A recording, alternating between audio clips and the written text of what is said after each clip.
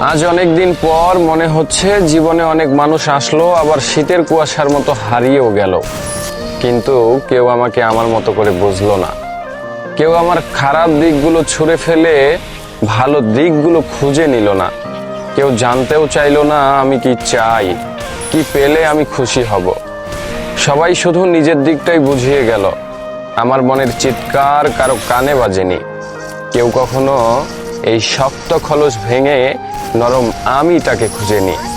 এমন না যে আমার জীবনে খুব বেশি মানুষ আসেনি, অনেকেই এসেছে, শুধু থাকেনি কেউ।